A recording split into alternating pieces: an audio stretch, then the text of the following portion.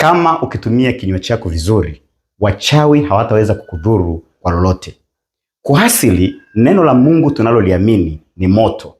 Lakini hata maneno ambayo Mungu anayatia katika vinywa vyetu sisi tunaomwamini ni moto. Hebu nikuthibitishie ukweli huu kupitia Biblia takatifu.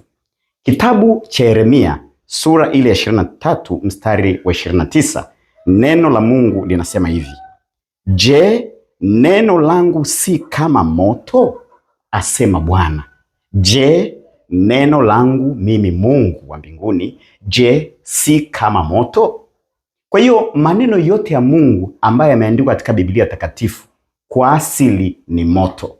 Hapa tunaongelea swala la ulimwengu wa roho.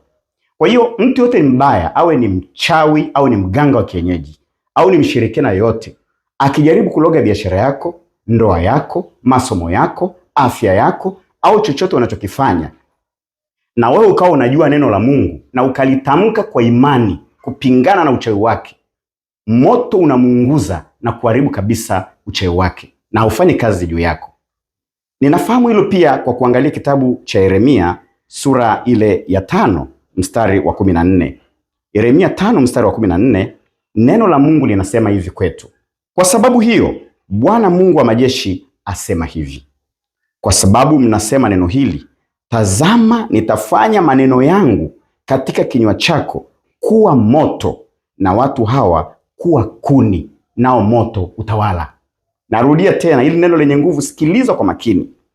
Kwa sababu hiyo Bwana Mungu wa majeshi asema hivi, kwa sababu mnasema neno hili, tazama nitafanya maneno yangu katika kinywa chako kuwa moto na watu hawa kuwa kuni, nao moto utawala. Neno la Mungu ambalo ameliweka kwenye kinywa chako wewe unayemwamini, unapolitamka kwa imani kupingana na wachawi, kupingana na uganga wa kienyeji, kupingana na kila pepo na kila roho, lile neno linageuka kuwa moto na wale watu wanaojaribu kuloga wanakuwa ni kuni.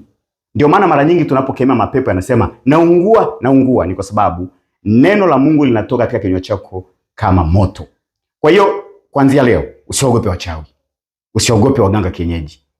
Kila mara wanapojaribu kufanya jambo lolote, wewe tamka neno la Mungu kwa imani. Omba kwa imani, tamka maneno ya imani, nao wataungua na kuteketea kabisa.